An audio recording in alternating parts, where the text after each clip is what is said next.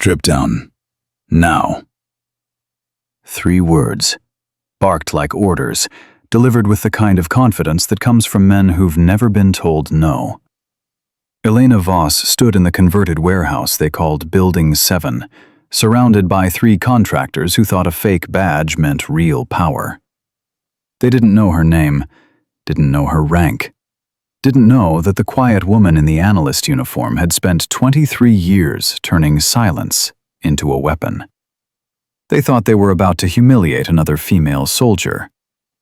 They were about to learn why you never corner a Navy SEAL. Before we show you exactly what happened when she stopped playing along, drop a comment telling us what city you're watching from. Hit that subscribe button and ring the bell, because this story doesn't just end with justice. It ends with an entire system burning to the ground. And you're going to want to see every second of how she did it. The Arizona sun had been murder all morning, turning Fort Sentinel's tarmac into a griddle that shimmered with heat waves you could almost taste. Elena had arrived on the 0600 transport, dressed down in the kind of unremarkable duty uniform that made people's eyes slide right past. Analyst credentials clipped to her chest, hair pulled back in a regulation bun that added 5 years to her face, reading glasses perched on her nose that she didn't actually need. 47 years old, average height, the kind of woman men looked through, not at. Perfect. She'd walked through the main gate with a tablet tucked under one arm and a government-issue coffee thermos in her hand, exactly like the 36 other logistics personnel rotating through. The MP at the checkpoint had barely glanced at her ID. Purpose of visit? Supply chain audit, inventory reconciliation. He'd waved her through without a second look. 2 hours later, she was sitting in the base's cramped admin office watching. The first incident happened at 0847.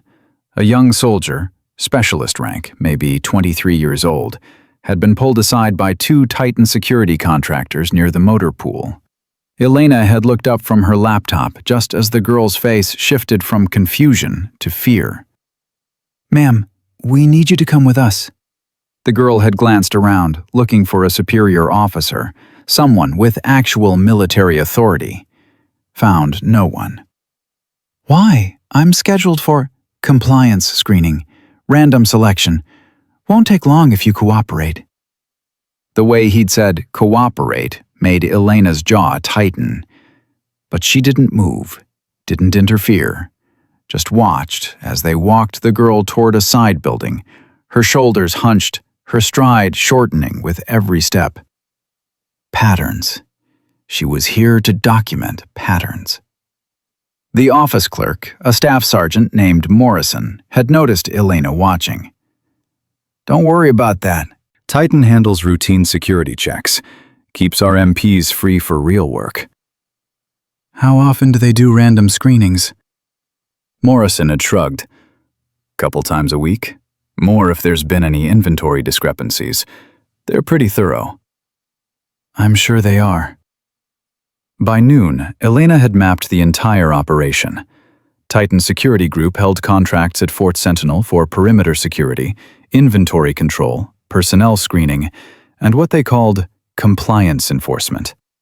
14 contractors on site, all former military, all operating in the gray space between civilian authority and military command. Their leader was a man named Derek Crane, former Army Ranger, discharged after 12 years with a record that looked clean on paper, but had the kind of gaps that made Elena's instincts flare. She'd pulled his file during her background phase 3 weeks ago. 2 sexual harassment complaints during his service, both resolved internally, 3 more from his time with Titan, all dismissed due to insufficient evidence. She'd seen him twice that morning, once near the supply depot talking to his second-in-command, Marcus Webb, another time in the mess hall holding court with 2 other contractors, laughing too loud at jokes that made nearby soldiers look away. Big man, 6'2", probably 220, moved like someone who still thought he was wearing the uniform, even though his only authority now came from a laminated badge and a contract nobody seemed to have actually read. At 13:20, her laptop pinged. Credential verification error. Report to Building 7 for secondary authentication. Elena stared at the message for exactly 3 seconds. Then she saved her work, closed the laptop, and stood. Morrison looked up. Everything okay? Just a system glitch. Need to verify my access credentials. Building 7? That's Titan's processing center. So I gather. Morrison hesitated, then leaned forward slightly. Look, I don't know you, and maybe it's not my place, but just answer their questions. Don't push back. Makes it easier. Elena met his eyes. Easier for who? He didn't answer, just looked back down at his desk. She walked out into the heat. Building 7 sat at the edge of the base, away from the main clusters of barracks and operations facilities. Converted warehouse. No windows on the first floor. The kind of structure that could have been storage, maintenance, admin, anything. The kind of place that didn't draw attention. The door was propped open. No guard, no sign-in sheet. Elena stepped inside. The temperature dropped 20 degrees. Industrial AC units hummed overhead, fighting the desert heat. The front area looked legitimate enough. Desk, computer terminal, filing cabinets, official DoD posters about security protocols and chain of command. Derek Crane sat behind the desk. Marcus Webb leaned against the wall to his right. A third man, younger, leaner, with a neck tattoo barely covered by his collar, stood near the interior door. All three looked up when she entered. Crane smiled, not friendly, evaluative. Analyst Voss, thanks for coming down. Elena stopped 3 feet from the desk. Didn't sit, didn't smile back. Your system flagged a credential error. Yeah, we've been having some issues with the new DoD authentication servers. Happens more than you'd think. He gestured vaguely at his computer. Just need to verify a few things. Shouldn't take long. What needs verification? Standard stuff. Employment history, clearance levels, assignment authorization. All of which is already in the system you're supposedly verifying against. Crane's smile tightened. Well, that's the problem, isn't it? If the system's throwing errors, we need a manual check. Protocol. Elena let the silence stretch for a beat, then, show me the protocol. Excuse me? The written protocol, regulation number. I'd like to see it. Webb shifted against the wall. The younger contractor's hand drifted toward his belt where a radio was clipped. Crane's smile disappeared entirely. Ma'am, I don't think you understand how this works. We're not here to play bureaucracy games. We're here to maintain security integrity. Now, you can cooperate, or I can flag your credentials as non-compliant and have you removed from base. Your choice. Elena's face didn't change. Those are my only options? Those are your only smart options. She considered him for a long moment, saw the challenge in his eyes, the expectation. He'd done this before, probably dozens of times, pushed just hard enough to make someone uncomfortable, then watched them fold. All right, she said quietly. Let's proceed. Crane's smile came back. Good choice. Webb, take her to processing room 2. Webb pushed off the wall and gestured toward the interior door. This way, ma'am. The hallway beyond was narrow and poorly lit. 4 doors, all closed. Webb walked her to the second one, punched a code into the keypad, and pushed it open. The room was small, maybe 10 by 12. Table, 3 chairs, 1 camera mount in the corner, empty, and 2 more men waiting inside. Elena stopped in the doorway. I was told this was credential verification? It is, Crane said from behind her. He'd followed them down the hall. But we've had some inventory discrepancies this week. Before we clear anyone's access, we need to make sure there's no contraband involved. You think I'm stealing supplies? I think we follow protocol. And protocol says anyone flagged for credential review gets a full compliance screening. He stepped past her into the room. So, let's make this simple. Empty your pockets. Remove any bags, belts, outerwear. Place everything on the table. Elena looked at each man in turn. 5 of them now. Her alone. She set her tablet on the table, pulled her cell phone from her pocket, placed it next to the tablet. Pockets, Crane repeated. She turned them inside out. Empty. Belt. She unbuckled it slowly, pulled it free, laid it across the tablet. Now the jacket. She unzipped her duty jacket. Underneath, she wore a plain tan t-shirt, standard issue. She folded the jacket and placed it on the growing pile. Crane walked a slow circle around her. You carrying anything else? Anything we should know about? No? You sure? Because if we find something during the scan and you didn't declare it, that's an automatic flag. I'm sure. He nodded to Webb. Run the scanner. Webb produced a black plastic wand, the kind that looked like a metal detector. He powered it on, at least he made a show of pressing a button, and began waving it up and down her body. Slowly. Too slowly. The wand passed inches from her chest, down her sides, across her hips. He crouched, running it along her legs. Arms out, he said. She extended her arms to her sides. He stood. Ran the wand under her arms, across her shoulders, down her spine. His free hand steadied himself against her lower back. Unnecessary contact. Deliberate. She didn't react. Getting some interference, Webb said. Might be the shirt. Could be blocking the scan. Crane crossed his arms. Better remove it. Elena's voice stayed flat. That's not protocol. Actually, enhanced compliance screening allows for multi-layer verification. Security Clearance Clause 14B. There is no Clause 14B. Crane's expression hardened. Ma'am, I'm trying to be professional here. But if you refuse a lawful security screening, I'm authorized to detain you for non-compliance. Is that what you want? I want to see your authorization in writing. I don't need it in writing. I have contractual authority. Contractual authority doesn't supersede military regulation. One of the other contractors, the one with the neck tattoo, laughed. She thinks this is a negotiation. Crane took a step closer. Let me make this real simple. You're on this base because we allow it. Your credentials are flagged because we flagged them. And you'll do exactly what we tell you to do, when we tell you to do it.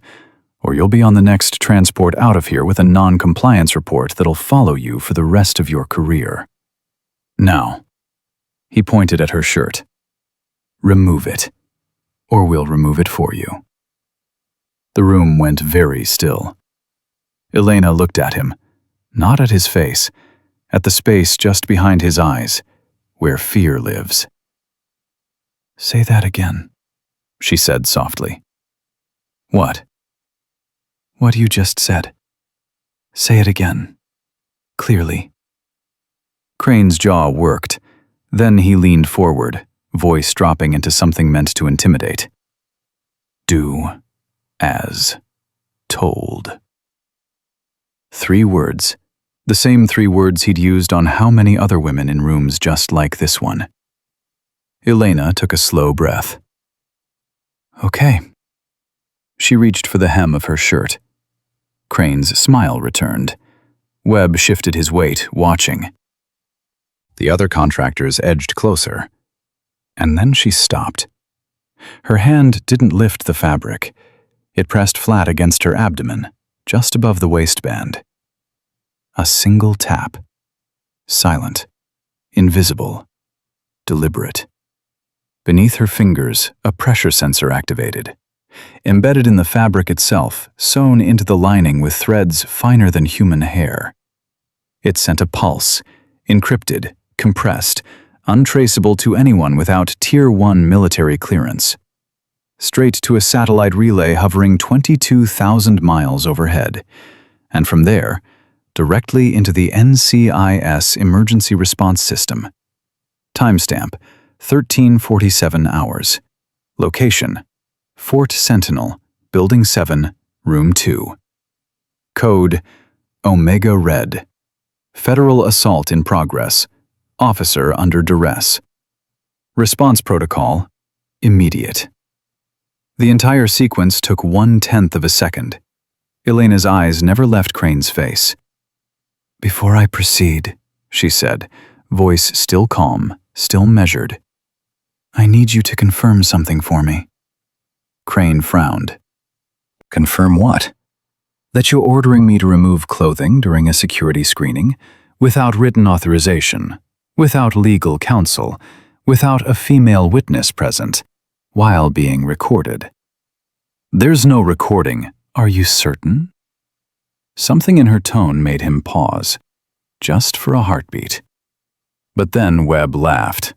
"She's bluffing. There's no camera in here." "I didn't say camera." Crane's eyes narrowed. "What are you—" "I need verbal confirmation," Elena interrupted. "For the record, are you ordering me to remove my clothing?" "Jesus Christ, yes. Remove the shirt, now." "And if I refuse?" "Then we'll remove it for you." "You'll physically force me to undress." Crane's patience snapped. "We'll do whatever the hell we need to do to maintain security on this base. You don't like it? File a complaint. Now stop stalling and—" "Thank you," Elena said. "That's all I needed." She lowered her hand, didn't reach for her shirt, didn't move at all, just stood there, watching them. Crane's face flushed. I heard what you said, and now it's logged, timestamped, recorded, transmitted. Which means everything that happens in the next 60 seconds will be reviewed by federal investigators, military legal, and NCIS oversight. So I'm going to ask you one more time, very clearly. Do you want to proceed?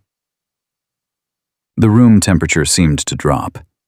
Webb took a step back. "Wait, what?" Crane's hand shot out, grabbing Elena's wrist. "You think you're smart? You think you can threaten us?" Big mistake. Elena didn't pull away, didn't struggle.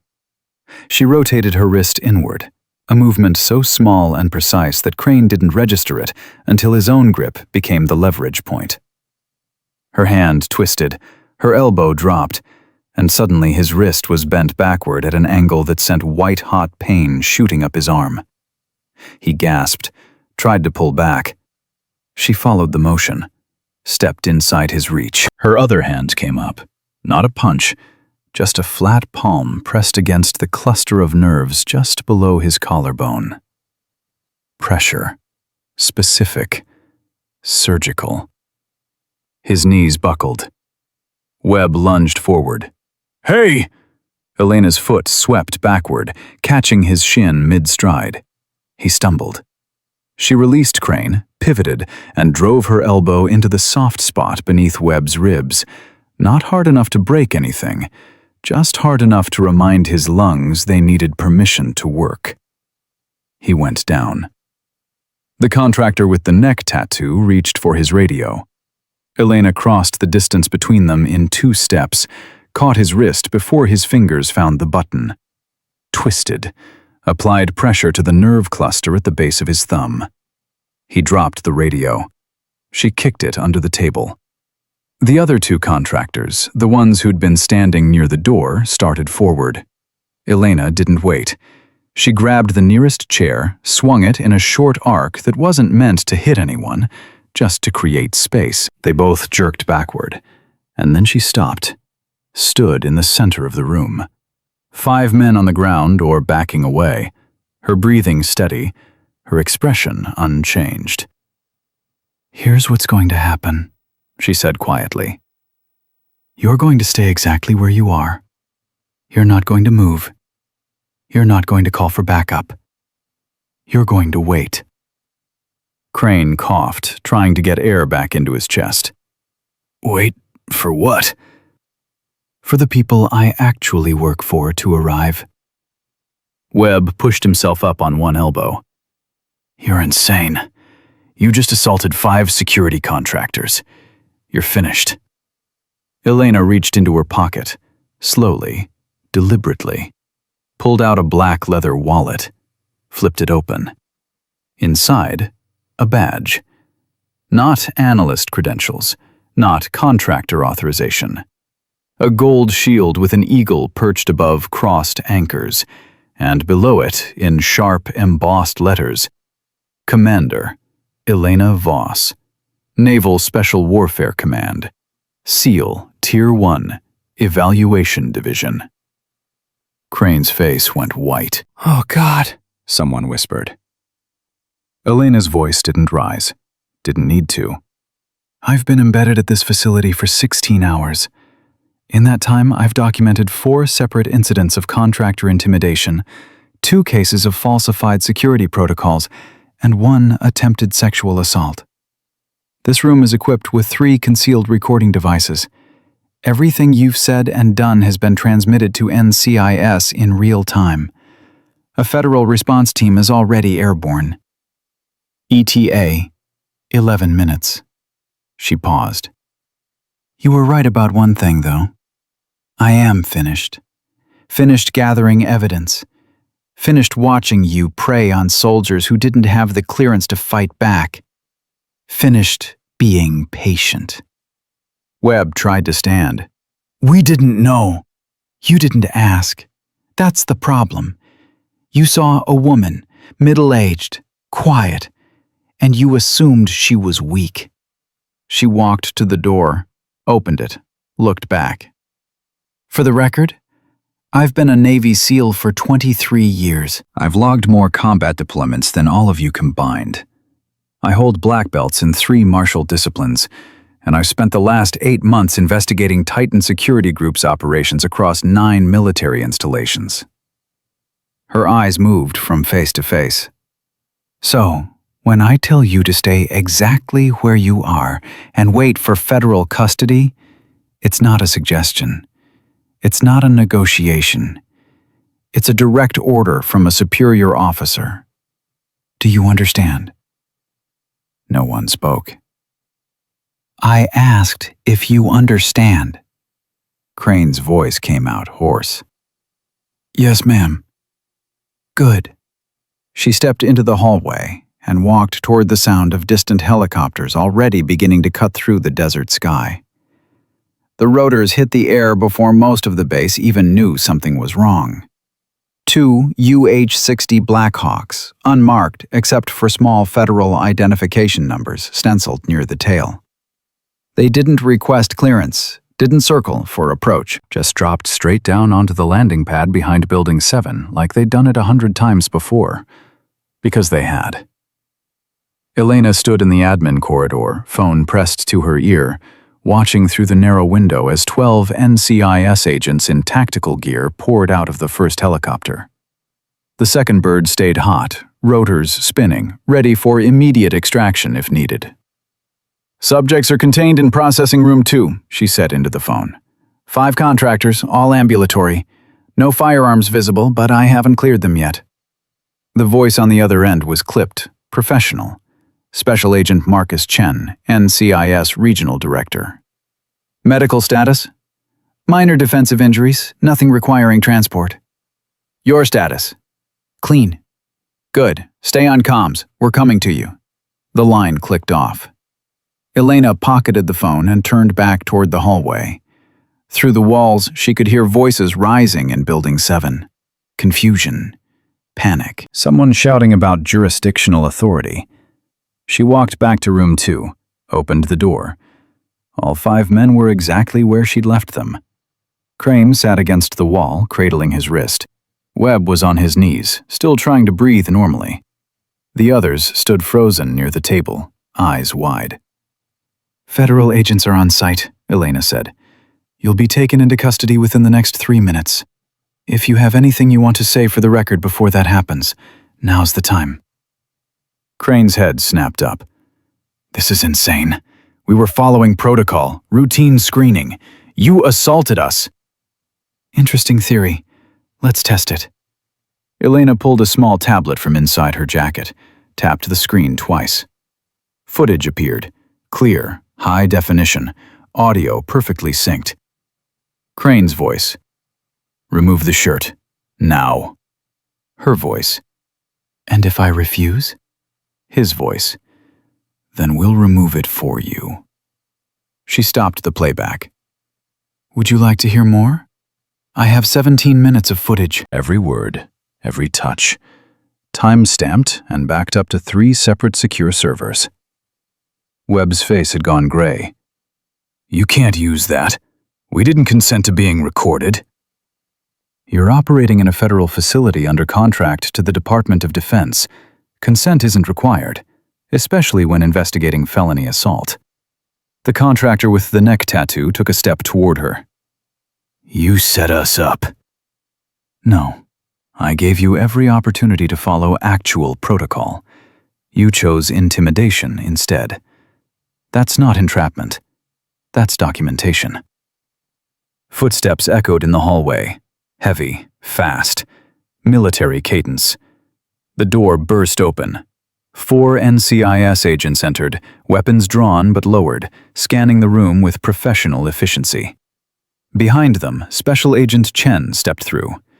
50-something, compact build, the kind of face that had seen too many crime scenes to be shocked by anything anymore. His eyes found Elena first. Commander? She nodded. Agent Chen? He looked at the 5 men. Anyone injured? They'll survive, Elena said. Chen motioned to his team. Secure them. Miranda rights. By the book. 2 agents moved forward with zip restraints. Crane tried to stand, wincing. Wait, we can explain. This is a misunderstanding. Save it for the interview, Chen said. He turned to Elena. You get everything? She handed him the tablet. Full audio and video, plus body cam footage from the initial encounter at 13:47 hours. Timestamp on the distress signal matches their verbal commands. They committed on camera. Chen scrolled through the footage, his expression never changing. Then he looked up at Crane. Derek Crane, you're under arrest for assault under color of authority, unlawful detention, and conspiracy to violate civil rights under Title 18, U.S.C. Section 242. You have the right to remain silent. Crane's voice cracked. This is bullshit. We were doing our jobs. Your job description doesn't include forced strip searches. It was a security screening. Without written authorization, without proper oversight, without legal justification. Chen stepped closer. And based on Commander Voss's preliminary report, this isn't the first time. Which means we're also looking at pattern and practice violations. Webb finally found his voice. We want lawyers. You'll get them, after processing. Chen nodded to his agents. Transport them separately, no communication. As they were led out, Crane locked eyes with Elena one last time. You're going to regret this. She didn't blink. No, you are. The door closed behind them. Chen waited until the footsteps faded, then turned to Elena. How long have you been here? 16 hours on site, 8 months on the investigation. And you waited until now to make contact. I needed them to commit, needed it on record. Complaints can be dismissed, video evidence can't. You could have been hurt. I wasn't. Chen exhaled slowly. Navy's not going to like that you went in alone. Navy authorized the op. They knew the parameters.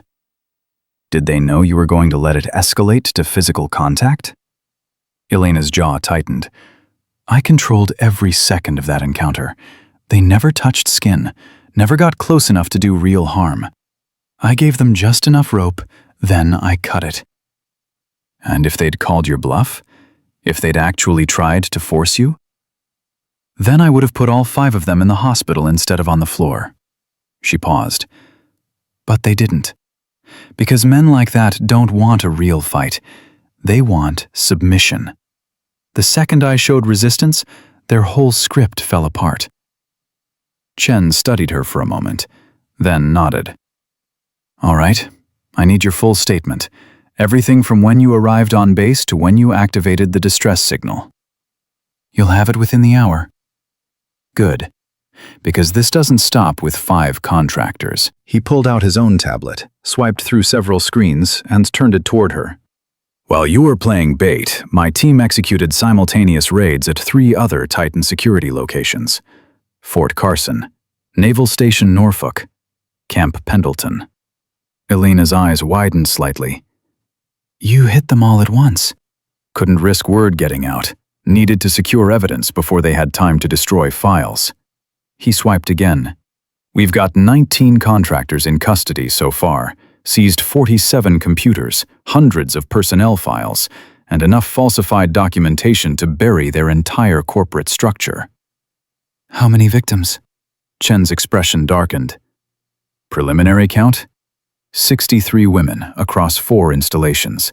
That's just what we've confirmed in the last 6 hours. The real number's probably higher. Elena felt something cold settle in her chest. 63. 63 women who'd walked into rooms like the one she'd just left, who'd been told to comply, who'd been isolated, intimidated, violated, who hadn't had a black belt and federal authority to fight back. I want their names, she said quietly. Elena, I want every name, every complaint, every incident report that was buried. You'll get them, but right now I need you to focus on your testimony. Defense attorneys are going to come at you hard. They'll say you entrapped their clients. They'll say you used excessive force. They'll try to make you the bad guy. Let them try. I'm serious. This case is going to be public, high profile. You ready for that? Elena met his eyes. I've been ready for 8 months. Chen nodded slowly, then he held out his hand. She shook it. Good hunting, Commander. You too, Agent. He left. Elena stood alone in the room for a moment, the table where she'd placed her tablet and phone, the chair Webb had used to block the door, the corner where the fake camera mount sat empty. She pulled out her phone, dialed a number she'd memorized but never saved. It rang twice. Voss. The voice was gravelly, familiar. Rear Admiral James Garrett, Naval Special Warfare Command. Her direct superior and one of 3 people who knew the full scope of her investigation. It's done, she said.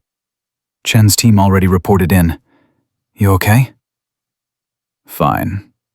Fine meaning fine, or fine meaning you're about to collapse the second you hang up? Fine meaning I did my job. A pause. You went further than we discussed. I went exactly as far as I needed to. You let them put hands on you. I let them think they were in control. There's a difference. Garrett sighed. You're going to give me a heart attack one of these days. Not today, sir. No, not today. She heard papers rustling. NCIS is taking point on the criminal case, but Navy Legal wants a full debrief. They're sending someone out tomorrow. I'll be ready. And Elena, the base commander here, Colonel Harris, he's asking questions. Was to know why a Navy SEAL was conducting undercover ops on his facility without his knowledge. Elena's voice went flat. Colonel Harris signed off on Titan's contract extensions 3 times in the past 18 months. He approved their expanded authority. He ignored multiple complaints from junior personnel. So, if he's asking questions, tell him he'll get answers during his own disciplinary hearing. You want him gone too? I want everyone who enabled this gone. Contractors, commanders, anyone who looked the other way. Another pause, longer this time. You know what you're asking for, right? You're talking about gutting half the contractor oversight structure across the Western bases. Good. Elena, They created a system where men with badges and no accountability could walk into rooms with female soldiers and do whatever they wanted. They built that system. They protected it. They profited from it. So yes, sir, I want it gutted. I want it burned to the foundation. And I want everyone who touched it to answer for what they allowed. Silence on the other end. Then quietly, "Okay? Sir?" I said okay. You've got the evidence. You've got NCIS backing. You want to tear it down? Tear it down. But you're going to be the face of this. The testimony, the interviews, the congressional hearings when this inevitably gets that far. You ready for that fight? Elena looked around the empty room one more time. Thought about the young specialist she'd watched getting led away that morning. Thought about 63 other women who'd been in rooms just like this. Yes, sir. I'm ready. Then get to work. The line went dead. Elena pocketed the phone and walked out of Building 7 for the last time. Outside, the desert sun was starting to dip toward the horizon, painting the sky in shades of copper and blood. The helicopters were still on the ground, engines cooling, while NCIS agents moved in and out of the building, carrying boxes of evidence. Staff Sergeant Morrison stood near the entrance to the admin building, watching everything with wide eyes. When he saw Elena approaching, he straightened. "Ma'am, I didn't know. I swear, I didn't know who you were." "It's all right." "Is it true, what they're saying? That you're actually—" A SEAL. Yes. He swallowed hard. "And those contractors, they really did. To me. To others. For a long time." Morrison looked like he wanted to say something else, opened his mouth, closed it. Finally managed. "I should have said something. This morning, when they took that specialist. I should have—" "You told me not to push back," Elena said. "Remember? You said it makes things easier." "I was wrong." "Yes, you were." She softened slightly. "But you weren't the one with the authority to stop it." "That's on the command structure. That's on the people who knew and didn't act." "Will there be more arrests?" "Yes." "Good." Morrison's hands clenched into fists at his sides. Those bastards walked around here like they owned the place, like we were supposed to just accept it. Not anymore. He looked at her, really looked at her for the first time. "How long were you here? Really?" "Long enough to see the pattern. Long enough to document it. Long enough to make sure when we moved, we got all of them." "We?" "NCIS, Naval Criminal Investigative Service. They've been building a case for months. I was just the final piece, the first-hand testimony." Morrison shook his head slowly. "You walked in here knowing what they'd do." "Knowing what they might do, what they'd done before. I gave them every chance to follow actual protocol. They chose not to." "That took guts." "No, it took training and backup." "And a legal system that actually works when you give it evidence it can't ignore." She paused. "The gut part was watching it happen to someone else this morning and not intervening. That was the hardest thing I've done all day." "The specialist, will she be okay?" "I don't know yet, but she'll get a chance to tell her story now. They all will." Morrison nodded, started to turn away, then stopped. "Ma'am? Thank you." Elena didn't respond, just walked past him toward the waiting helicopter. Special Agent Chen was standing near the bird, talking into a headset. When he saw her, he wrapped up the call.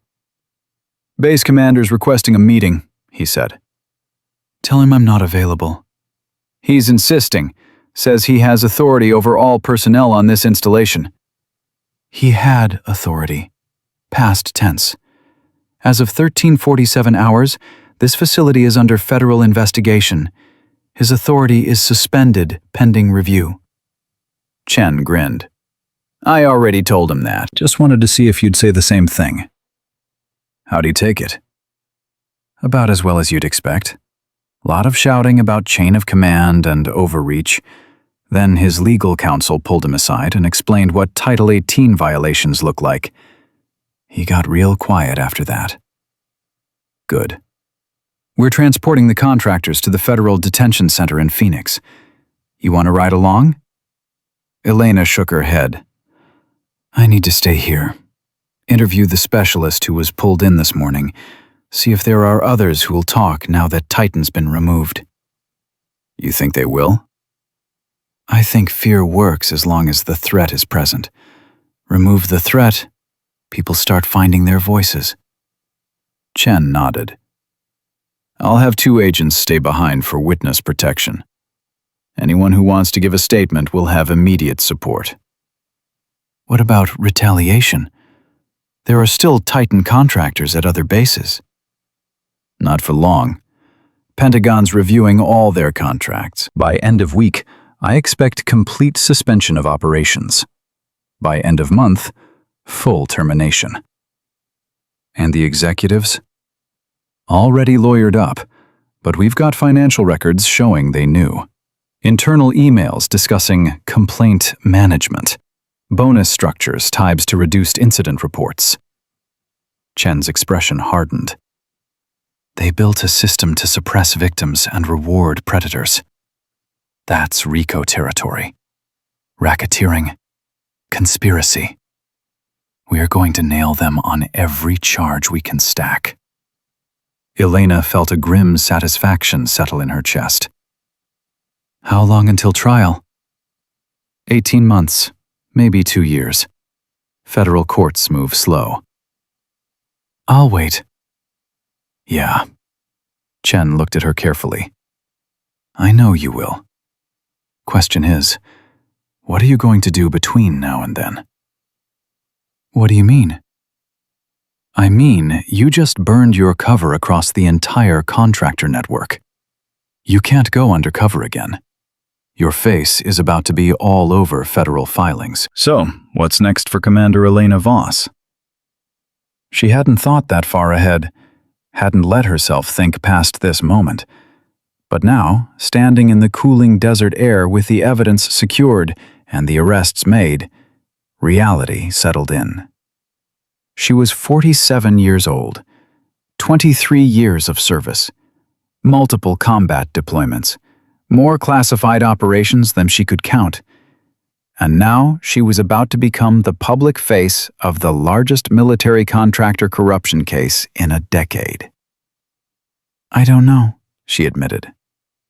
Well, when you figure it out, give me a call. NCIS could always use someone with your skill set. You offering me a job? I'm saying you've got options. Think about it. He climbed into the helicopter. The rotors began to spin up. Elena stepped back and watched as both birds lifted off, carrying the 5 contractors toward federal custody and whatever justice the system could provide. Then she turned and walked back toward the admin building. There was still work to do. The specialist's name was Amanda Pierce, 23 years old, communications tech, originally from Ohio. She'd been at Fort Sentinel for 7 months. Elena found her in the barracks, sitting on her bunk, staring at nothing. Specialist Pierce? The girl looked up.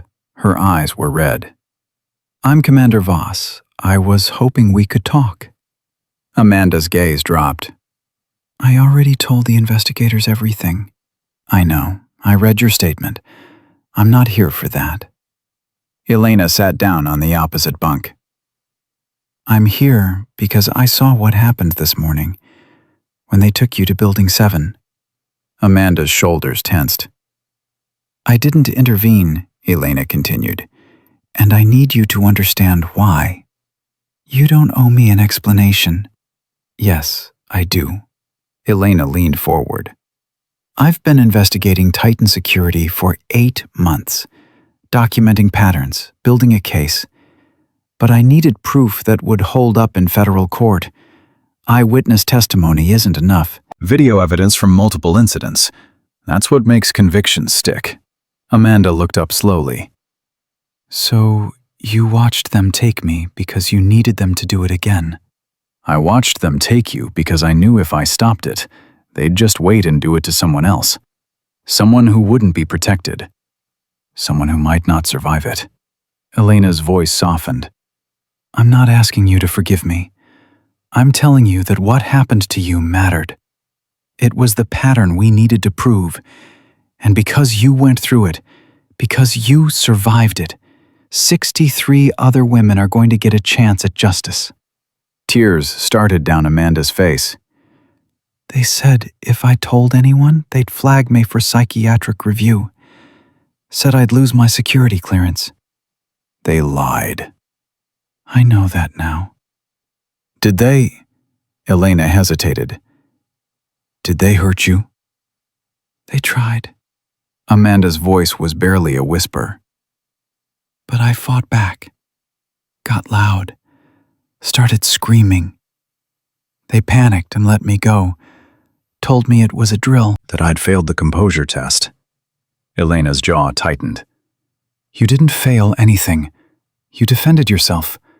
That took courage. I was terrified. Courage isn't not being afraid. It's being afraid and fighting anyway. Elena stood.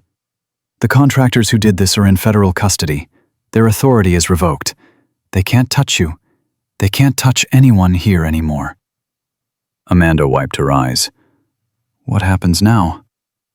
Now you decide if you want to press charges, if you want to testify. No one will force you. But if you do, you'll have the full weight of NCIS and Naval Legal behind you. Will you be there? Every step. Amanda took a shaky breath. Okay. I'll do it. Elena nodded. Thank you. As she turned to leave, Amanda called out, Commander? Yes? This morning, when they took me, you were in the admin office, right?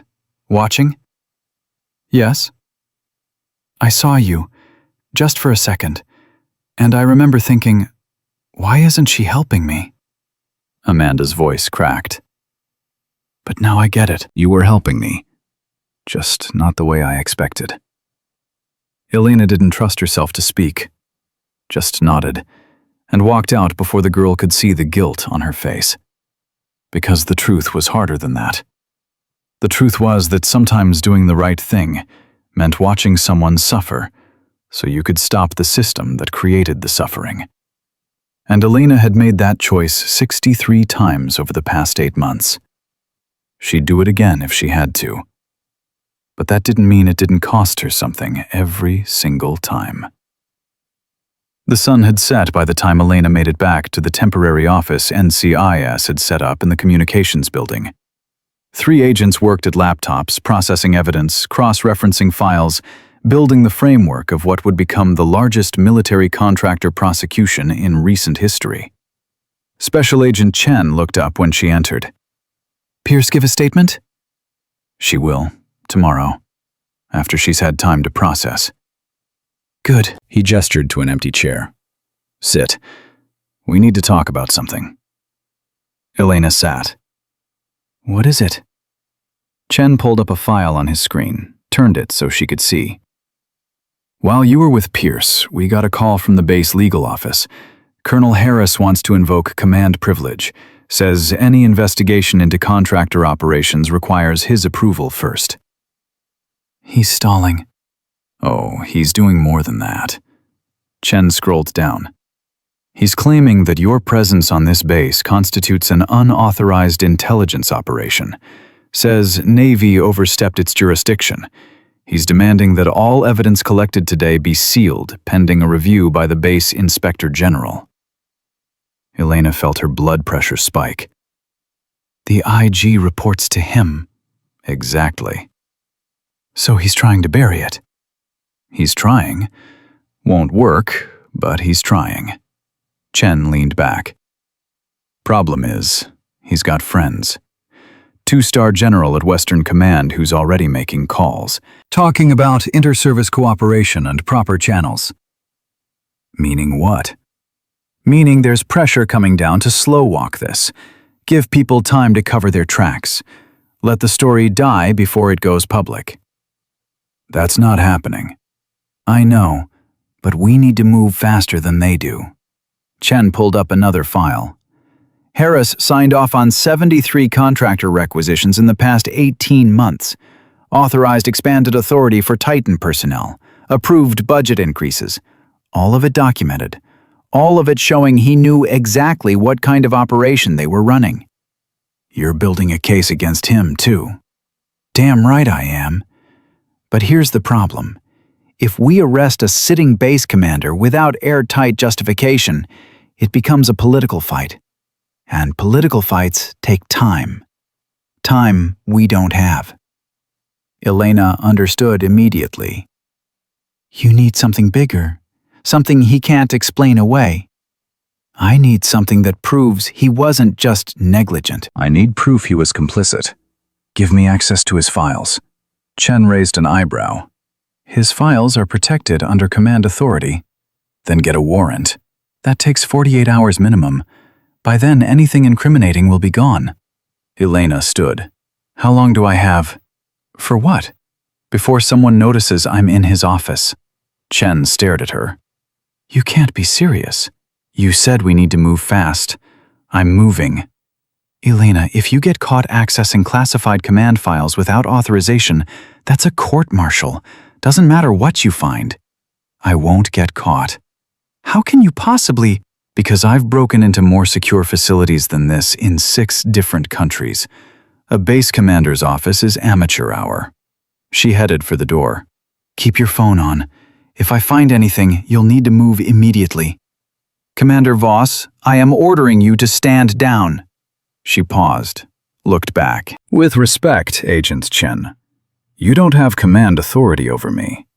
My orders come from Naval Special Warfare, and right now, those orders are to complete this investigation by any means necessary. That's not what your orders say. Close enough. She left before he could argue further. The base commander's office was in the main administrative complex, 3rd floor, corner suite with windows overlooking the motor pool. Security was minimal because nobody expected internal threats on a military installation. 2 MPs at the main entrance, keycard access to the upper floors, biometric lock on Harris's door. Elena bypassed all of it. She entered through the maintenance access on the east side of the building, where contractors came and went without signing in. Took the service stairs to the 3rd floor, used a bypass card she'd programmed during her initial reconnaissance to unlock the stairwell door. The hallway was empty. 2,100 hours. Most admin personnel had gone home. A few lights still burned in offices where junior officers worked late, but Harris's suite was dark. She approached the biometric lock, standard military issue, thumbprint scanner with a backup keypad for code entry. She pulled a thin piece of transparent film from her pocket, lifted a latent print from the scanner surface using residual oils, pressed it against the reader. Click. The door opened. Inside, Harris's office was exactly what she expected. Desk covered in paperwork, filing cabinets, computer terminal, photos on the wall showing him shaking hands with various dignitaries and commanders. Elena moved to the desk, pulled out a small USB drive, plugged it into the computer, and powered the system on. Password protected, but she'd anticipated that. The drive contained a program designed by naval intelligence to bypass standard military encryption. It took 45 seconds to crack the login. She was in. Started searching files. Email archives first, sorted by sender. Found correspondence with Titan Security Group's regional director, a man named Vincent Kruger. Opened the first message. Colonel Harris, Per our discussion, I'm attaching the revised contractor authority matrix. You'll note we've expanded the compliance screening parameters to include enhanced physical verification protocols. This should address the concerns you raised about potential security gaps while maintaining operational efficiency. Elena's jaw tightened. Enhanced physical verification protocols. That was the sanitized language for what had happened in Building 7. She kept reading. Next email, dated 3 months ago. Vince, I'm seeing an uptick in personnel complaints about your team's screening methods. I need you to tighten up the documentation. Make sure everything looks by the book. Last thing we need is some inspector making a fuss. Kruger's response was immediate. Understood. We'll adjust our reporting protocols. Any complaints will be flagged as attitude issues and handled through internal counseling. No paper trail outside our system. There it was. Proof of deliberate suppression. Elena copied the entire email chain to the USB drive. Kept searching. Found a folder labeled Budget Reconciliation. Opened it. Inside were spreadsheets showing payments from Titan to a consulting company called Sentinel Advisory Services. $30,000 a month for the past year. She pulled up corporate records. Sentinel Advisory Services was registered to Harris's wife. Kickbacks. They'd been paying him to look the other way. She copied everything. Then she heard footsteps in the hallway. Elena's hand moved to the USB drive, ready to yank it free. But the footsteps passed. Kept going. Faded. She exhaled slowly and went back to searching. Found one more folder. Personal correspondence. Inside, an email from Harris to Kruger dated 6 weeks ago. We had an incident last night. One of your guys got too aggressive with a female sergeant. She's threatening to file a formal complaint. I convinced her it was a misunderstanding, but we need to be more careful. This is getting out of hand. Kruger's response made Elena's blood run cold. Appreciate the heads up. I'll have a conversation with the team about discretion. But, respectfully, sir, these situations are unavoidable given the nature of compliance work. If we're going to maintain security integrity, there will be occasional friction. The key is managing perception, not changing operations. Harris's reply was a single sentence. Agreed. Just keep it quiet. Elena stared at the screen. He'd known. Not just suspected. Known. Had direct evidence of assault. And instead of stopping it, he'd helped cover it up. She copied the entire folder, ejected the drive, powered down the computer. Then she pulled out her phone and texted Chen a single word. Got it. His response came 10 seconds later. Get out. Now. She left the way she'd come. Service stairs. Maintenance exit. Across the dark grounds toward the communications building. Chen met her halfway, 2 other agents flanking him. Please tell me you didn't just do what I think you did. Elena handed him the USB drive. Everything you need. Emails showing he knew about the assaults. Financial records proving kickbacks. Direct correspondence discussing complaint suppression. Chen took the drive like it might explode. This was obtained illegally. This was obtained during an active federal investigation into contractor corruption. I had probable cause. You didn't have a warrant. I had exigent circumstances. Evidence was at risk of destruction. I acted to preserve it.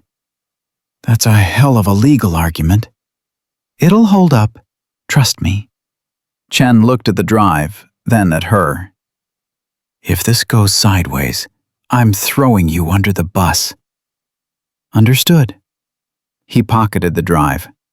All right, let's see what you got. They went back to the operations center. Chen plugged the drive into an air-gapped laptop, one not connected to any network, pulled up the files, read in silence for 5 minutes.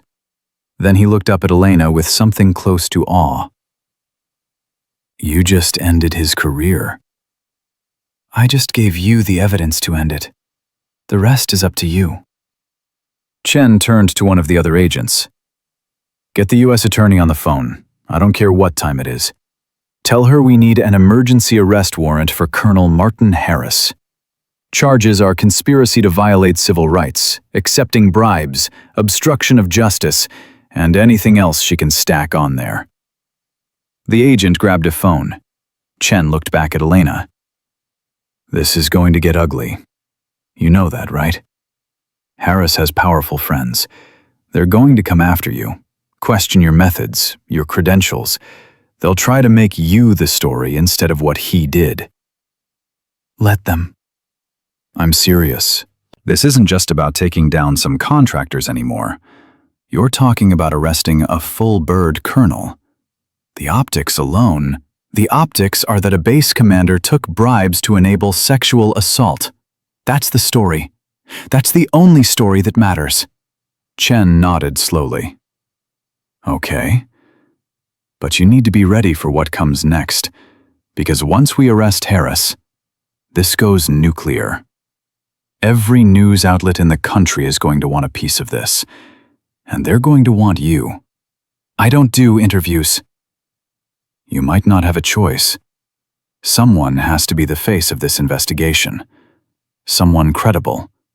Someone who can stand in front of cameras and explain what happened and why it mattered. Elena shook her head. That's not my job. Then whose job is it? Chen leaned forward.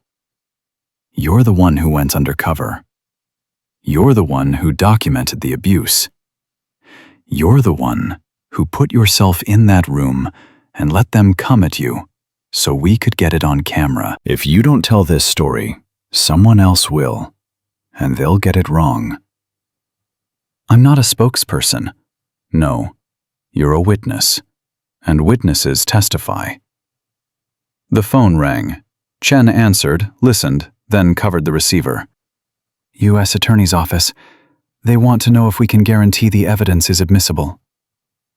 Elena held his gaze. Tell them yes. Chen spoke into the phone. We're good. Draw up the warrant. We'll execute at 0600. He hung up, turned to Elena. You just started a war.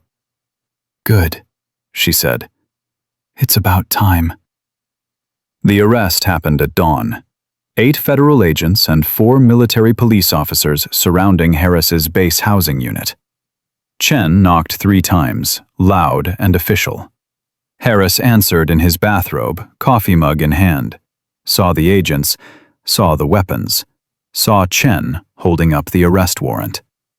His face went white. Colonel Martin Harris, you're under arrest for conspiracy to violate civil rights under Title 18, Section 242, accepting bribes from a government contractor, obstruction of justice, and conduct unbecoming an officer. Harris's mug slipped from his hand, shattered on the floor. This is insane. You can't. I'm a base commander. You were a base commander. Now you're a defendant. Chen motioned to the MPs. Take him. They cuffed him, right there on his front porch, in full view of his neighbors, other officers, their families. Harris's wife appeared in the doorway. What's happening? Martin? Don't say anything, Harris called back. Get my lawyer. Call General Ridgway. Tell him you're in federal custody, Chen interrupted, and that he might want to get his own lawyer, because we're looking into everyone who enabled this. They walked Harris to the waiting vehicle. The entire base seemed to be watching. Soldiers stopping mid-stride, officers standing frozen in doorways. Everyone silent. Elena stood 30 feet away, partially hidden behind one of the agents' vehicles. She didn't need to be here, didn't need to see this, but she wanted to. Wanted to watch the man who'd protected predators get treated like one. As they loaded Harris into the car, he caught sight of her. Recognition flashed across his face, then rage. You, he spat. You did this. You set me up. Elena stepped forward, met his eyes. No, sir. You did this. I just made sure everyone could see it. The car door slammed shut. Chen walked over. That felt good, didn't it? A little. Only a little? Elena watched the car pull away. Ask me again after the trial. Chen's phone buzzed. He checked it, frowned. Pentagon's requesting a briefing. They want you there. When? 48 hours. Washington. I'll be ready. You sure? Because this isn't going to be a friendly conversation. They're going to ask why you didn't go through proper channels, why you didn't notify command before executing the op, why you took matters into your own hands. I'll tell them the truth. Proper channels failed. Command was compromised. And if I'd waited, more women would have been hurt. And if they don't like that answer? Elena turned to face him fully. Then they can court-martial me. But they won't. Because that would require admitting their system was broken. And the military doesn't like admitting that. You really think they'll just let this go? I think they'll make a lot of noise, issue some reprimands, maybe force me into early retirement. But they won't fight me. Because I have something they don't. What's that? The moral high ground. And in a public fight, that's the only weapon that matters. Chen smiled slightly. You're either the bravest person I've ever met, or the most reckless. Can't it be both? Yeah, I guess it can. He headed back to the operations center. Elena stayed where she was, watching the sun climb higher over Fort Sentinel. Somewhere on this base, Amanda Pierce was waking up. So were 62 other women who'd been victimized, silenced, told their experiences didn't matter. Today, they mattered. Today, the system that had failed them was starting to break. And Elena had no intention of letting anyone put it back together the way it was. Her phone rang. Naval Special Warfare Command, Admiral Garrett. She answered. Yes, sir. I just got off the phone with the Chief of Naval Operations. He's not happy. I didn't expect him to be. Elena, you arrested a base commander without notifying the chain of command. Do you understand the political nightmare you just created? I understand that a base commander was taking bribes to enable sexual assault. Everything else is noise. Garrett sighed. The CNO wants you benched. Temporarily reassigned, pending review of your methods. Tell him no. Excuse me? Tell him no. I'm not benching myself. I have testimony to give, evidence to present, victims to support. If he wants to relieve me of duty, he can do it formally, but I'm not stepping aside quietly. A long pause, then quietly. You know I can't protect you if you push this, right? I'm not asking you to protect me, sir. I'm asking you to back me. There's a difference.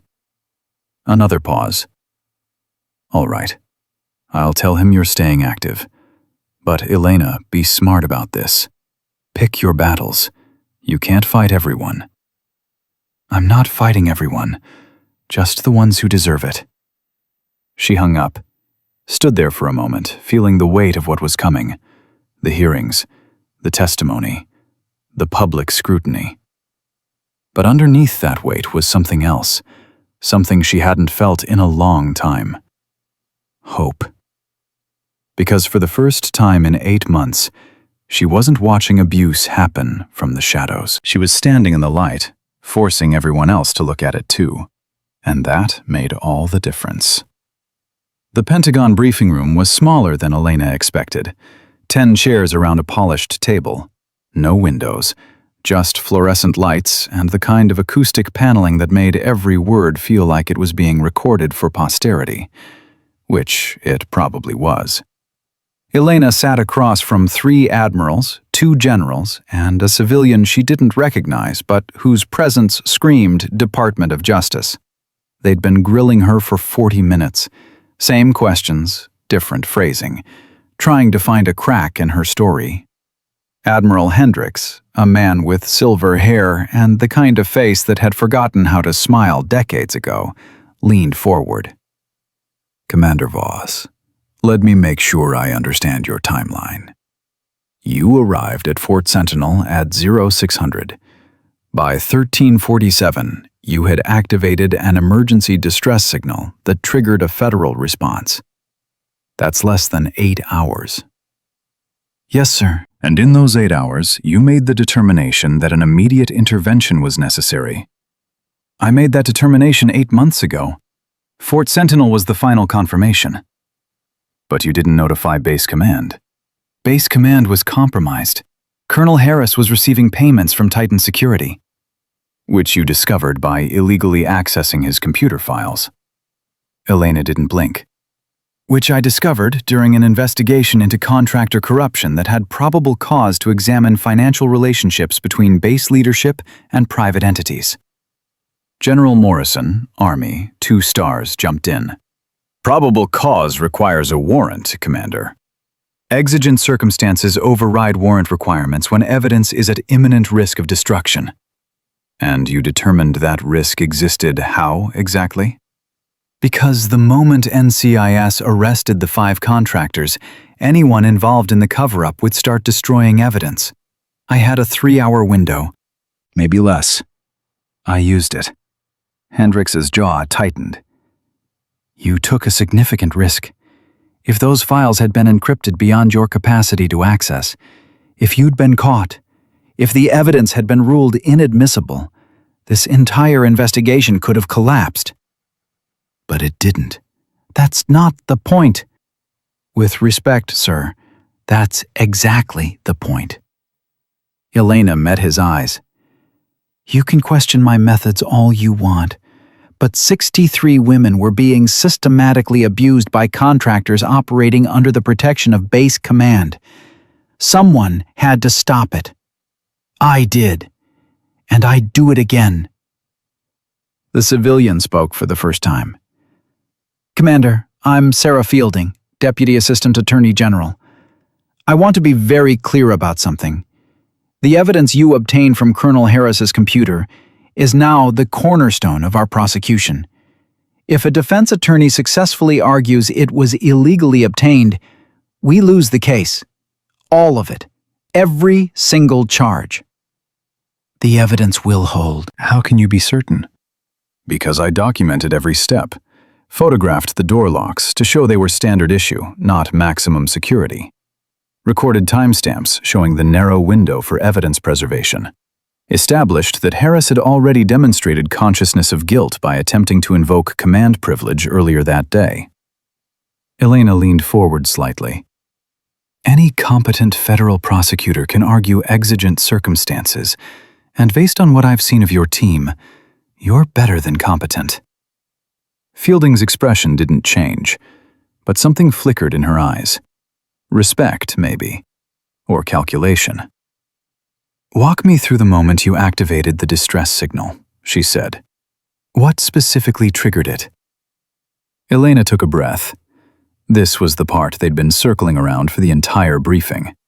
The part that would either validate everything she'd done or condemn it. Derek Crane ordered me to remove my clothing. When I asked him to clarify, he became more explicit. Told me if I refused, they would forcibly remove it. That's when I activated the signal.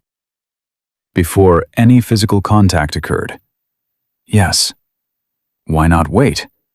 If you'd let them actually commit assault, the charges would be stronger. The question hung in the air like a challenge. Elena's voice went cold. Because I'm not a martyr, Miss Fielding. I'm an investigator. My job was to document the pattern, not to become another victim for the sake of a stronger prosecution. The moment they issued that order, they committed assault. The moment they created an environment of coercion and intimidation, they violated federal law. I didn't need them to put hands on me to prove that. Hendricks cleared his throat. The defense will argue you provoked the situation, that you deliberately misrepresented your credentials to gain access, then used defensive force against contractors performing their lawful duties. Their duties weren't lawful. They had no written authorization for enhanced screening, no proper oversight, no legal framework. They were operating on assumed authority granted by a base commander who was being paid to look the other way. Can you prove they knew Harris was corrupt? I can prove they knew their protocols weren't legitimate. The fake scanner, the disabled cameras, the isolated location. Every element was designed to create an environment where they could act without accountability. That's not security screening. That's predation. General Morrison glanced at his notes. You put 3 men on the ground in under 15 seconds. Yes, sir. Using lethal training against civilians. Using appropriate defensive force against imminent threat. I could have killed all 5 of them in that time frame if I'd wanted to. Instead, I neutralized the threat with minimal injury and maintained custody until federal agents arrived. That's restraint, not excess. The third admiral, a woman Elena didn't recognize, spoke up. Commander, I've read your service record. 23 years, multiple combat deployments, classified operations across 6 theaters. You're one of the most decorated SEALs in active service. Why risk all of that on an undercover investigation you weren't ordered to conduct? Elena looked at her for a long moment. The question was genuine, not a trap, an actual question. Because someone had to, she said quietly. And because I was the only one with the training, the clearance, and the freedom to do it. Most of those women who were victimized, they were junior enlisted, young, no political capital, no protection. If they'd tried to fight back, they would have been crushed. But I'm a commander. I'm Tier 1 certified. I have direct access to Naval Special Warfare Command. I could take the hit and survive. They couldn't.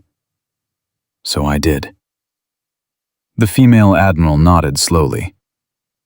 Understood. Hendricks wasn't satisfied. This sets a dangerous precedent.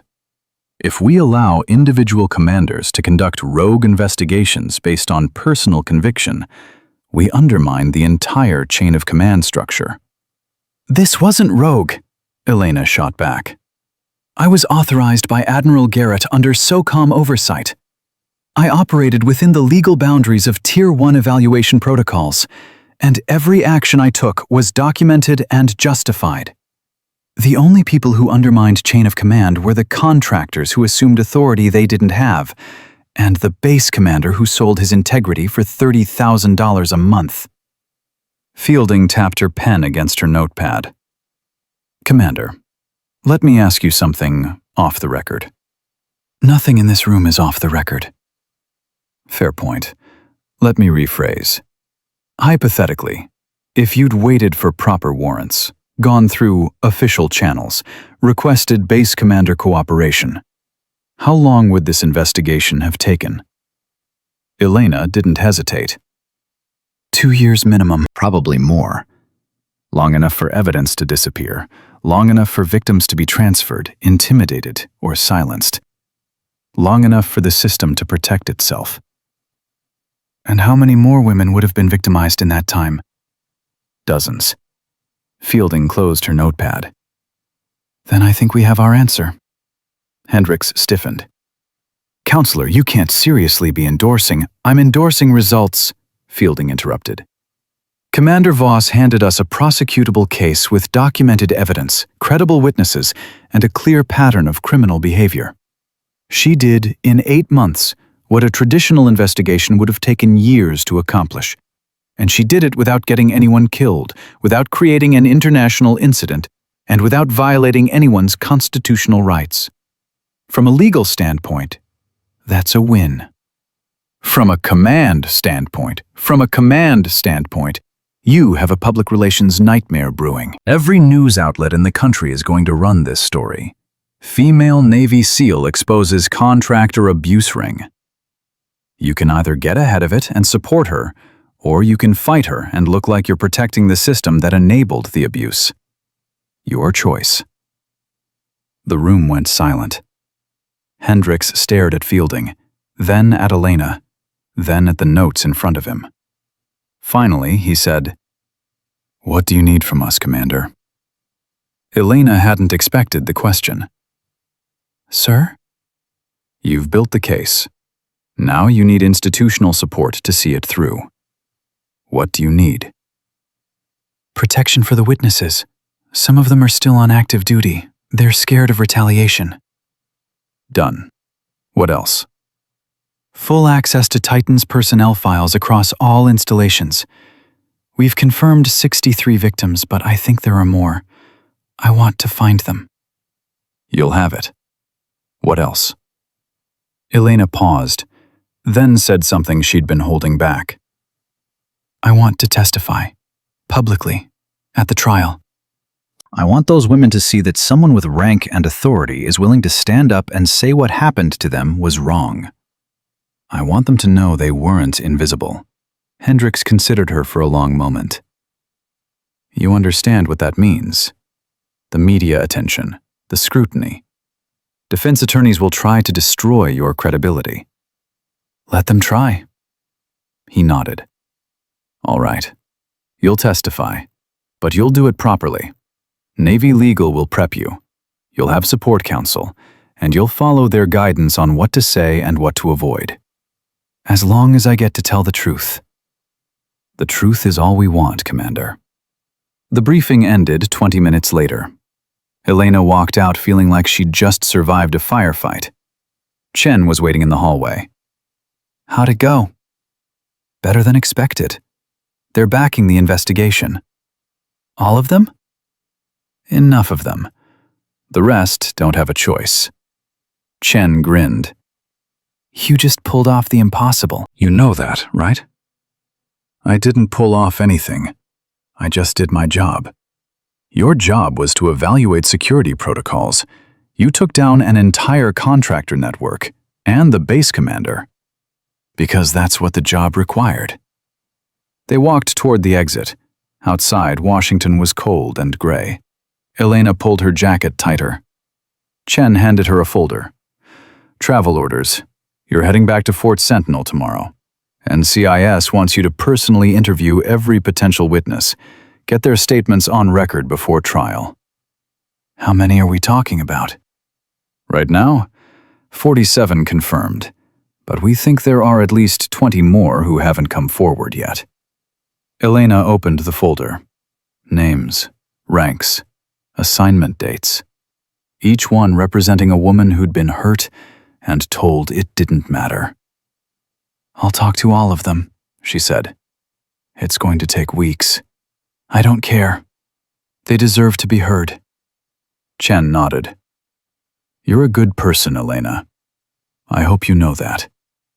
She didn't respond, just looked at the names in the folder. 47 women, 47 stories. And she was going to make sure every single one of them mattered.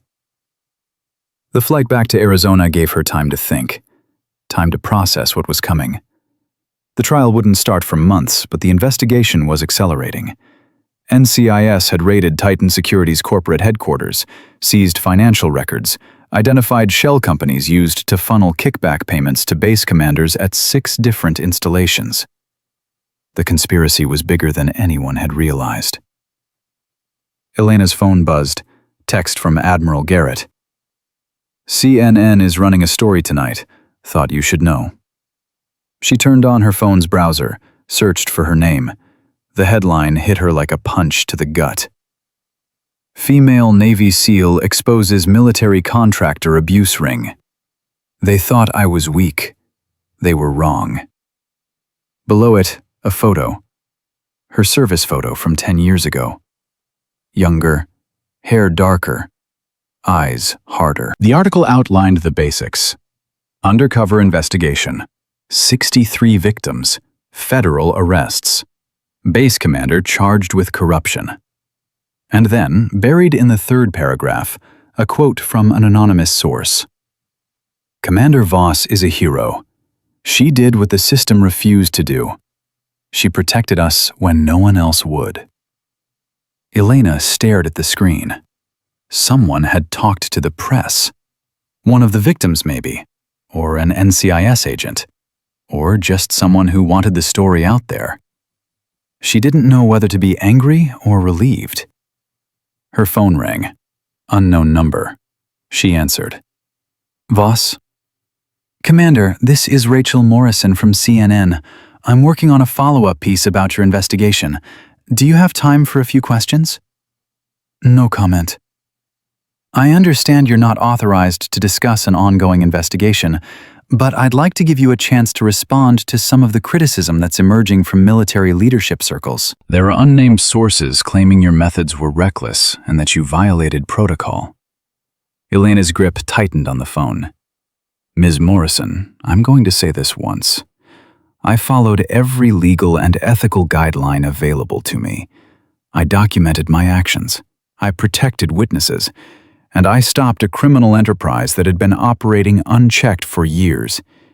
If unnamed sources have a problem with that, they can put their names on the record and say it in court. So you stand by your actions?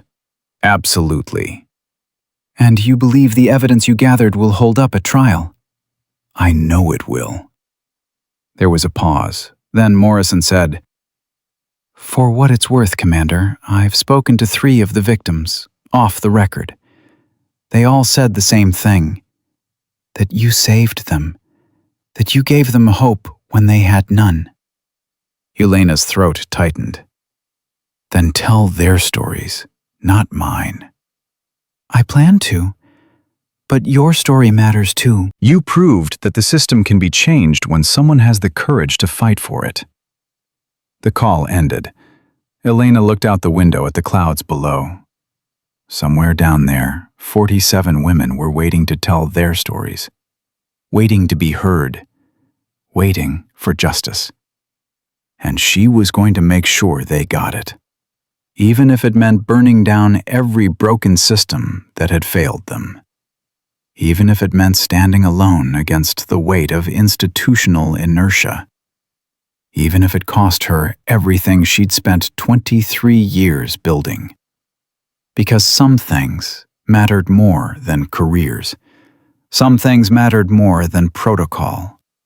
And the lives and dignity of those women mattered most of all. The interviews took 3 weeks. Elena sat across from 47 women in conference rooms, barracks, coffee shops, wherever they felt safe enough to talk. Each story was different in the details, but identical in the structure. Isolation, intimidation, the careful language that made abuse sound like protocol. Some cried. Some spoke in flat, emotionless voices. One woman, a Marine corporal named Diaz, looked Elena in the eye and said, I thought about killing myself. Twice. Because I figured nobody would believe me anyway. Elena had kept her voice steady. I believe you. And so will the court.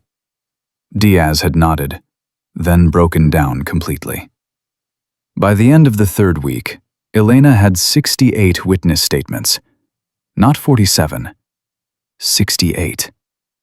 The investigation had uncovered 21 more victims who hadn't reported because they thought it was pointless. The number kept growing. NCIS expanded the probe to 12 military installations, found evidence of similar patterns at 8 of them. Different contractors, same playbook.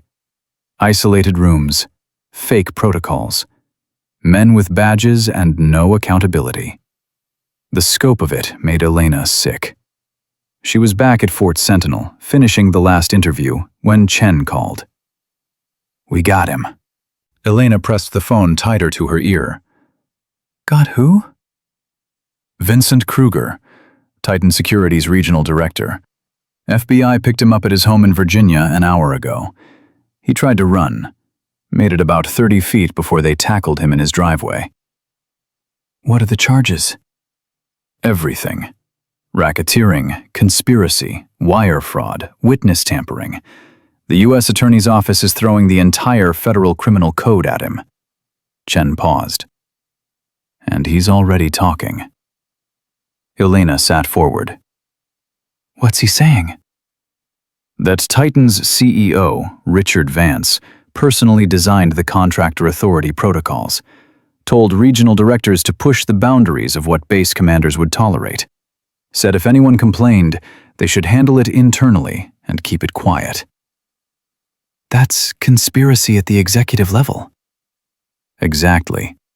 Which means we're not just taking down contractors and a base commander, we're taking down the entire company.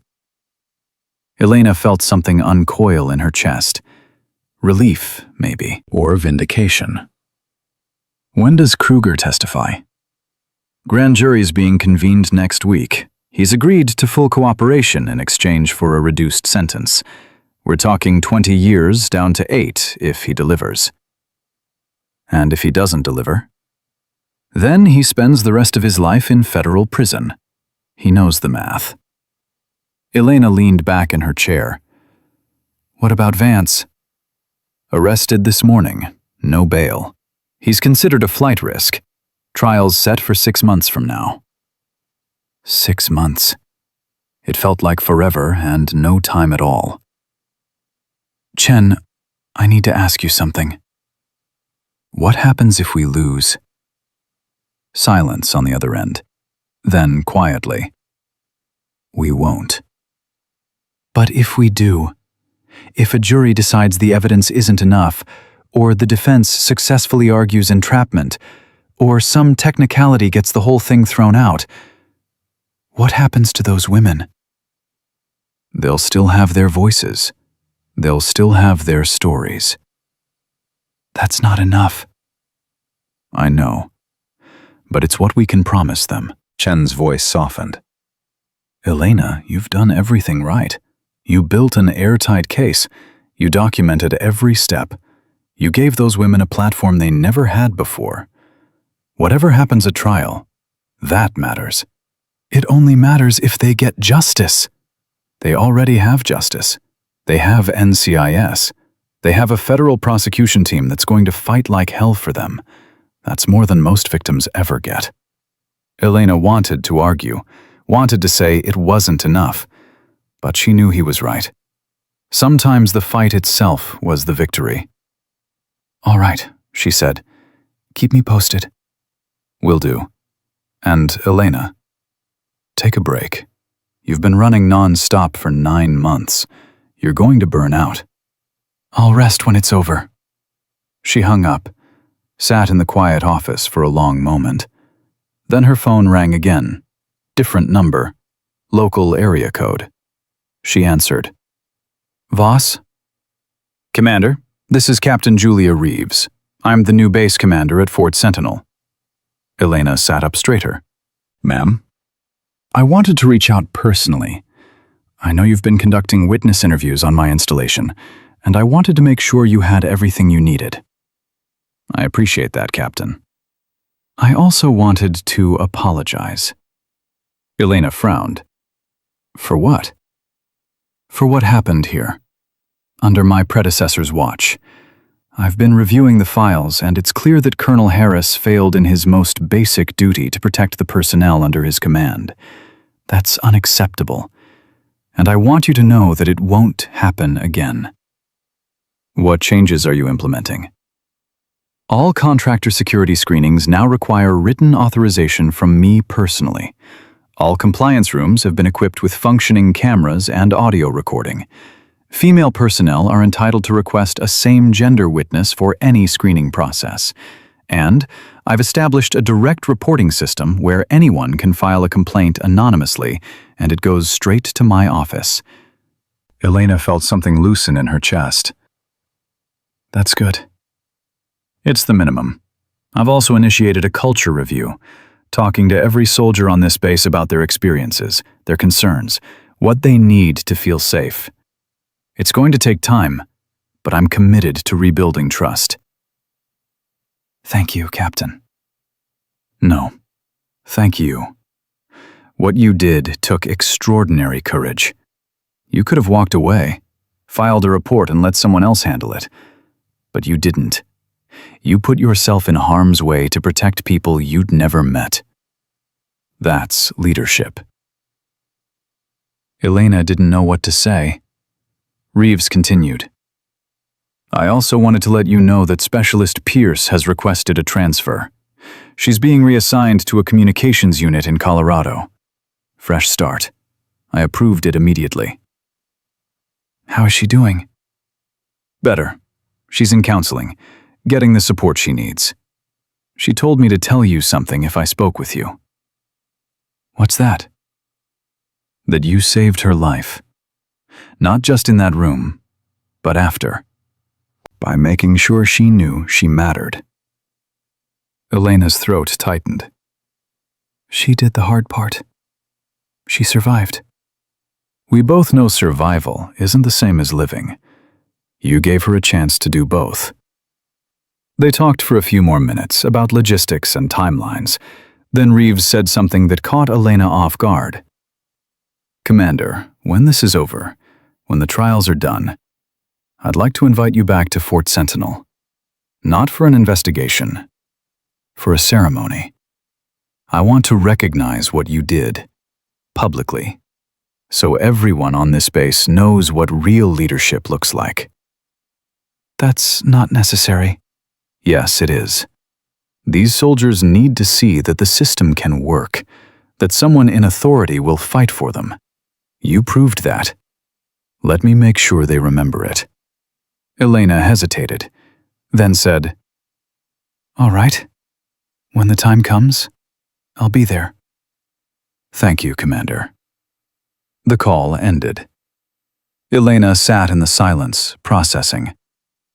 Then she stood, walked out of the office, crossed the base toward the barracks where she knew some of the witnesses were staying. She found Diaz outside, smoking a cigarette, staring at nothing.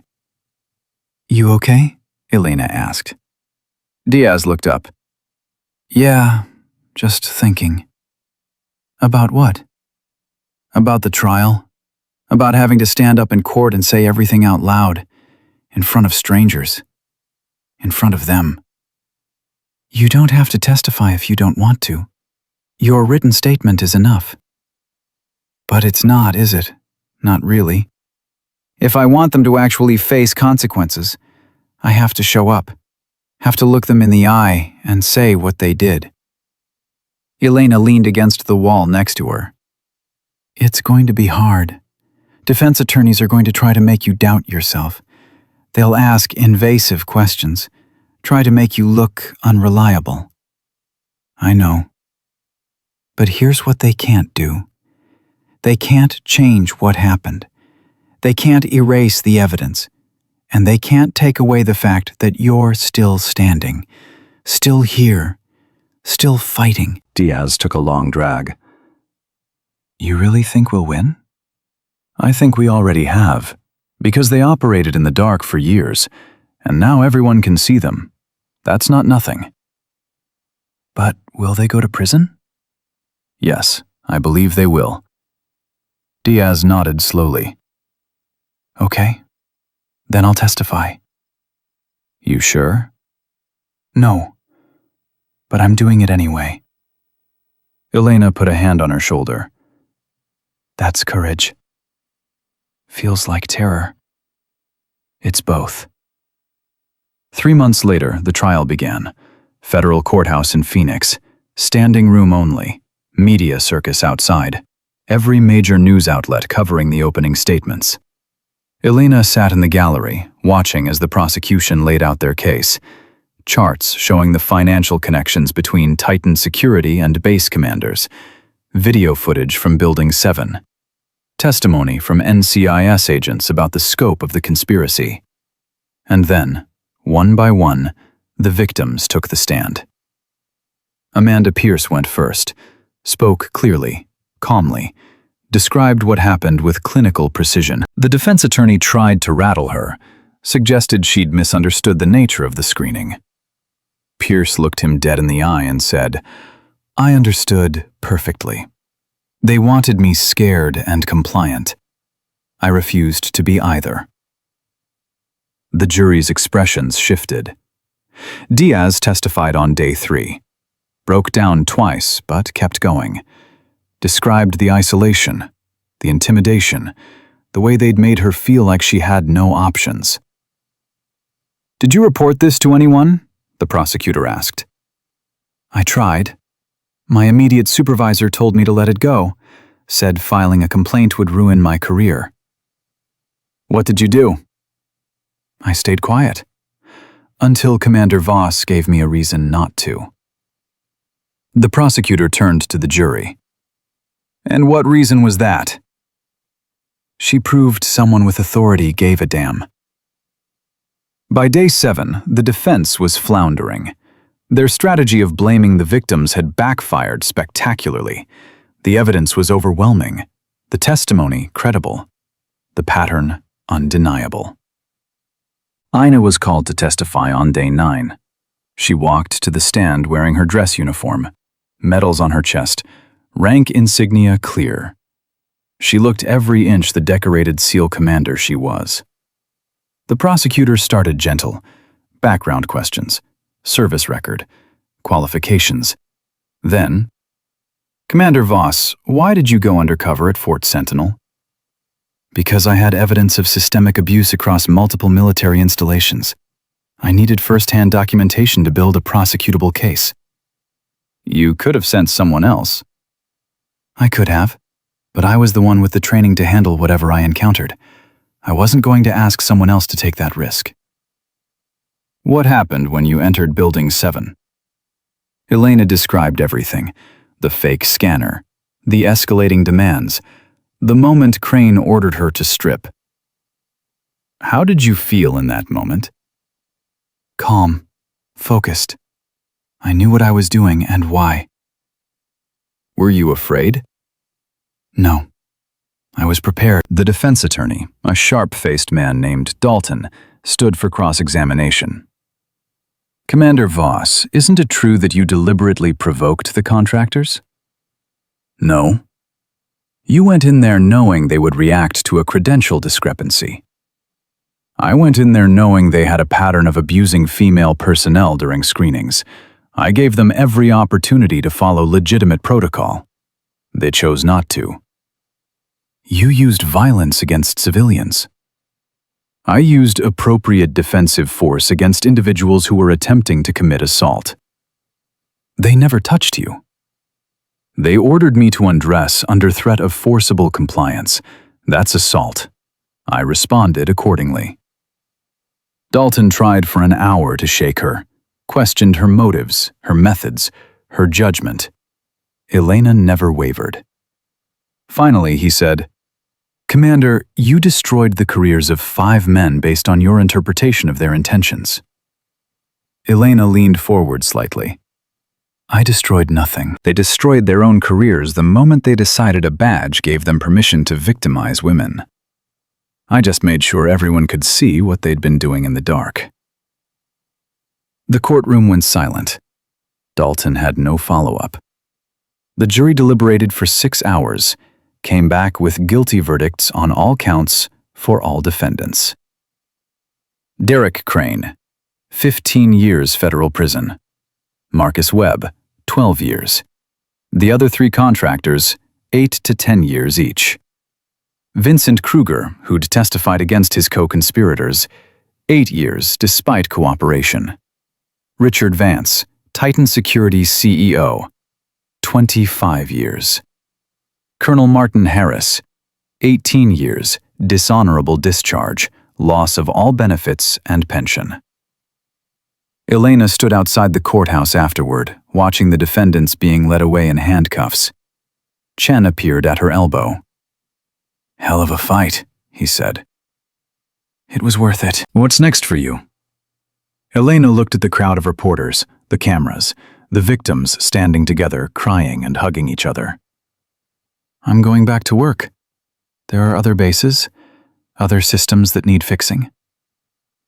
You can't save everyone, Elena. No, but I can save the ones I reach. She walked toward the group of victims. They surrounded her. Some hugged her. Some just touched her arm, too overcome to speak. Amanda Pierce stepped forward. Thank you. For everything. Elena shook her head. You did this. You told your story. You stood up when it mattered. Only because you showed us how.